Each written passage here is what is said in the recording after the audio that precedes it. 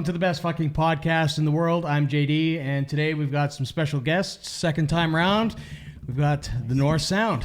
Yeah, that's us. I'm Forrest. I sing. I'm Chris. I play guitar. Yeah. Nice, Yeah. nice. So you guys have been up to a fair bit since the last time we talked. You've got your album out. It's been released now. Yeah. So how'd that go? The release was good. Yeah, the release was really good. It was at the Palomino on, the record came out on January 7th, and then we did the release, I think it was on the 21st. Yeah. Yeah, and He's no so better than me, but I'm his just gonna trust you. band played, Chris Metcs' band, Yeah. and Vibrance played as well. Two really great bands. And yeah, it was good. It was busy. We played a nice long set. Yeah. Nice. And we recently got a distro deal with Indie Pool, so they're going to be putting our record out on iTunes and Spotify and all that. Yeah. Nice. Yeah. Nice. So it's all coming around.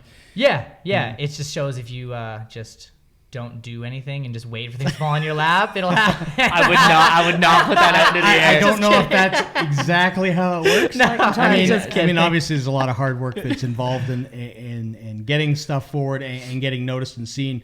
Mm-hmm. And I was going to say that I've seen your graphic stuff, I've seen some of your video stuff, and I really like how you guys put your stuff together. It's really visually nice. I find it a nice aesthetic. The video stuff as well is just all really well done, I think. And I think you've got a very cohesive kind of theme going, which sometimes doesn't happen when guys put stuff out. Sometimes they bounce back and forth, but you've got a really nice, and a great logo. I like your logo. Oh, thank you. That's something you put a lot of thought into, and something we all talked about at length every time we did anything like a promotional video or like a T-shirt or whatever. There was a lot of thought that went into it prior, whereas like before we even got into the process of how are we going to do this, it was what's the theme of what we're doing, when it's going to be released. So that was something that I know it was really important for us to have a very, very scheduled and a theme based thing to help with the record and help with the band and the promotion. Yeah, I feel like it's really nice to be able to connect everything together, because art is I don't know, art is just so connected, all of it, visual art and audible art, it's all sort of connected. So I don't know, I'm really big on bands that have a really, really good sound and then a really killer visual. Like, I mean, there's nothing better than going and searching up a band that you like and looking at them and finding all their records and their t-shirts and their promo photos and be like, oh, these guys are fucking awesome, dude. Everything is so cool, right? Well, it all helps, because I would say in a lot of cases, for a lot of bands, you will always be seen in a lot of cases before you're heard, especially when you're starting out. Whether that's somebody coming across your album somewhere, or your Facebook posts, or your social media stuff, or even just a gig poster on 17th Ave. It's that aesthetic that draws people in sometimes. If it's really cool, it's like, I want to learn more. They might not go to your show right away, but they might go to Facebook. They might go to your Bandcamp. They might do those things, and that all draws people in. Yeah, absolutely. And the same thing too. I mean, if you have a great sound and then you have a great aesthetic that goes along with it, I mean, it goes a long way. It just keeps people engaged, in my opinion. Yeah, with like the whole the way social media works with bands now and other forms of art, it's like you gotta draw someone in, like you said, with like an aesthetic or a video or something that's gonna get them there, and then now it's like the music is like, is it good enough to keep them there? That's the thing. And it's like it's still, they're both now, they work hand in hand, where you look at, back in the day and stuff, it was solely the music. You could just go to a jam, you were great. Someone was like, oh, I'm going to follow you. That was it. Now it's like you need, and it's like, it's just as fun. Now, a lot of people like myself, like I didn't know anything about, music videos or, promoting or the social media. And I'm learning a lot now, because you kind of have to adapt to the system and learn how to make it work for you. And then the music's kind of the easy part now. It's like, getting the shows, promoting the shows, getting people there. Like that's the tough part now. And it's like, I don't think anyone's getting into this quote unquote like game now unless they don't think their music is good, right? Yeah.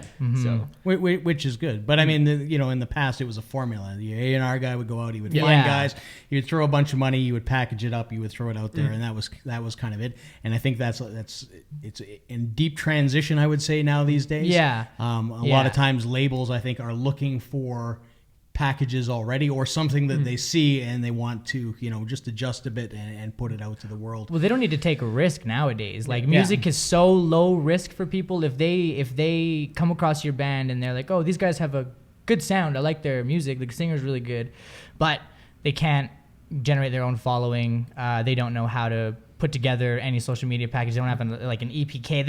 If they have to do any work other than throw a little bit of money at you to put you in a recording studio, you're not worth it to them. Yeah, or polish those things that you have in place. I mean, sometimes they need a bit of polish, but I mean, you're right. If they're not, if somebody's not even putting the effort for that, I mean, chances are nobody's going to find you anyways, because there is so much out there. I mean, I get requests for gigs every 5 days. I could go somewhere every day of the weekend.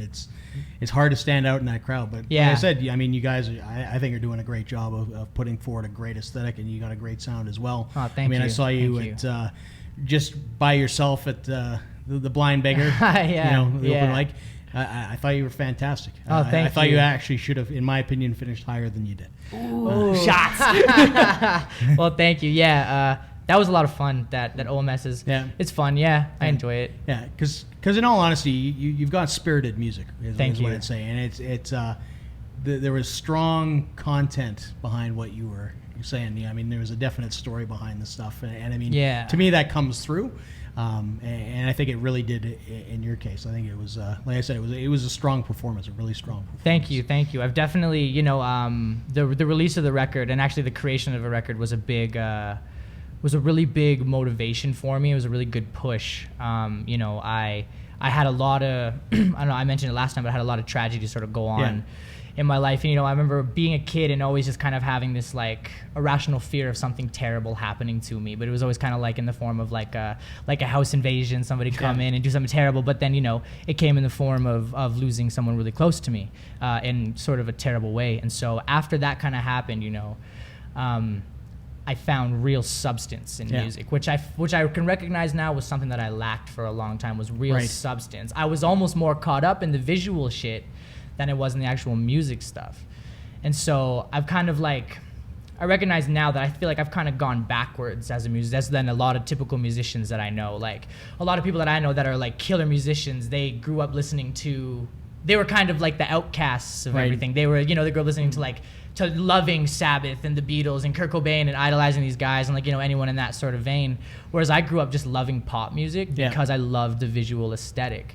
And then I just always wanted to push that. And then, I guess I just reached a point where there was substance to what I was saying. And then it kind of opened up a lot of things. And now I just I have this overflowing pot of stuff to write about, just, and now I'm still working hard. I'm planning on releasing another EP this year. And I'm doing this CBC Searchlight thing. I don't know. I don't know how I feel about it. I kind of entered it in a moment when I was like, oh, this might be cool. And then immediately after I was like, fuck, I wish I would have done this. But no, thank you. It's been. But things like the CBC Spotlight, and I always say this to musicians. I mean, I'm a photographer, so I don't work, sort of in the music biz side. I'm part of it, but I'm not. I'm sort of the visual aspect of it. I always tell people just do whatever. Because you never know who's watching. You never know who you're going to run into. It, even if you don't win things or you're, there's somebody, right? Totally. A lot of times there's just one person. I'm a huge Kevin Smith fan. Okay, So if you listen to him talk about Clerks, when he first premiered Clerks, there was nobody in there. There was one guy. That was a really cool documentary, that one, And that one guy launched his entire career because he loved it, and he just happened to be there, and that's what I mean. It's you may not be the best in the film festival as far as the film festival is concerned, but you hit the right person at the right time, and it's all and sometimes it's just things like that, or just that one person that you happen to meet at one show, or Well, I feel like if you are passionate about what you do, and an opportunity presents itself to you, and you really want to do it, you need to just take it. You're absolutely right. It doesn't matter what might not be the best, or you may not win or whatever, but a missed opportunity can turn into a regret. Well, especially for the CBC thing, it's that's just another platform for people to find you, let alone it's actually someone just goes on the CBC website, they stumble upon the Searchlight, and then you're just there. Someone from somewhere else in Canada could stumble upon you from Calgary just because you were just got on the contest, whether or not you win or not, right? Well, and it was cool. Someone said, one of the feedbacks, I guess, that was on the interview when they announced it. I didn't hear it, but someone had alerted me and told me that they heard it on the radio and whatnot. And one of the things that they said was, I could listen to him read the Manhattan phone book. So I kind of had to sit back and be like, that's pretty nice. I like that compliment. Nice. So you're still fully in that process. I know they've eliminated a whole pile of people already from that. Yeah, it cut from 2,000 to 230, and yeah, so I'm in that top 230 now, and yeah, it's still going on. I'm just kind of gonna keep kind of doing my thing, just letting it ride and see what happens. Yeah. Nice. So you mentioned album, so yeah. Well, okay, so I'm in the process of writing another. Well, I have the songs written. I have a number of songs written. I have about 12 to 13 songs right now, but I want to cut it down to 5.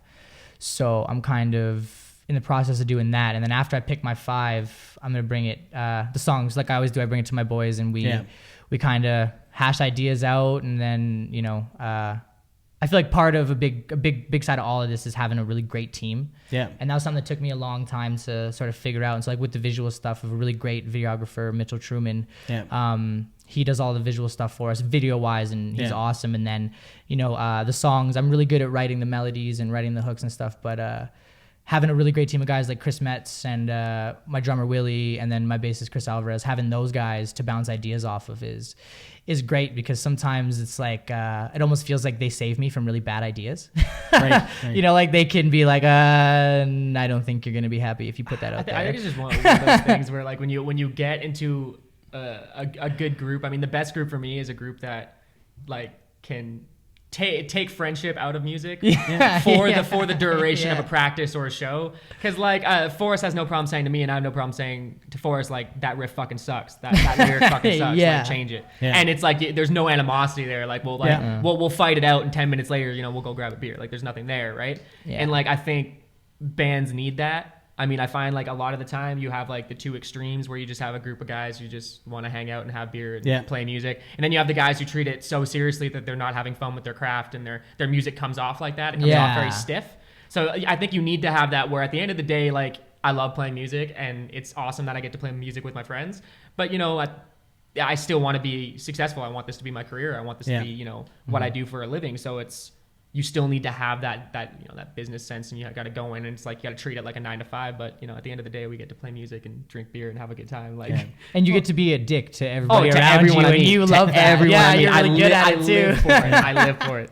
But there's something to be said for honesty in feedback and criticism and creating, because a lot of times, and it goes for artists, bands, everybody, is you have your cheerleaders that will tell you, like, it's like when you give your stuff to mom and dad, they're like, it's great. It's great. It's awesome. Well, it'll make the first 2 chords. Whoa, what a song. Yeah. It's, and it's good to have those people, because, sometimes your ego takes a pounding. You need those people to pick you back up. But to the same extent, too, you need people around you that say, that's not your best stuff. You can do better, or we can make this better, or it's a good idea. We can push it to the next level, and that'll help you be successful. Whereas if everybody tells you it's great, then when you go out and you're hitting a crowd that's not your crowd, that's when you find out. And sometimes that's not probably the most fun thing in the world. That's the thing. I think for musicians, some of the best things you can do is play shows or put yourself in a room or on a stage where you're not expected to be liked. Yeah. Like, I mean, still my favorite, my ultimate hero will always be Stevie Ray Vaughan. And it's like, he got booed at Monterey, like one of his first shows. And then 3 years later, he was back and he packed the place and played one of the best sets ever. It's like, you have to have a thick skin if you're going to succeed in any sort of art business, if you're doing anything, because art is always subjective. People are going to hate your shit. Yeah. And those are my favorite people. People also don't like when they can't do something. They don't like when they're not successful and you're out there and you're fucking killing it, for lack of a better word. Like, so you're going to get people who are just going to hate on you for the sole purpose of hating on you. And, those people can suck one. It's like, at the end of the day, it's like you don't do music for those people. Yeah. I mean, you play music, to soothe your own soul and to hopefully do that for someone else. And I mean, the minute you start getting down on yourself and you start, like crapping on your own stuff, you're not going to play well, and then you're not going to do what you set out to do in the first place. So, I mean, to all the haters, Chris Metcs, the moral is suck one. Nice. They hate us because they ain't us. What's that movie? That's that kill Kim Jong Un. Oh yeah, they hate us because they ain't us. Nice. So the new album's out. Best place to get your hands on the album is.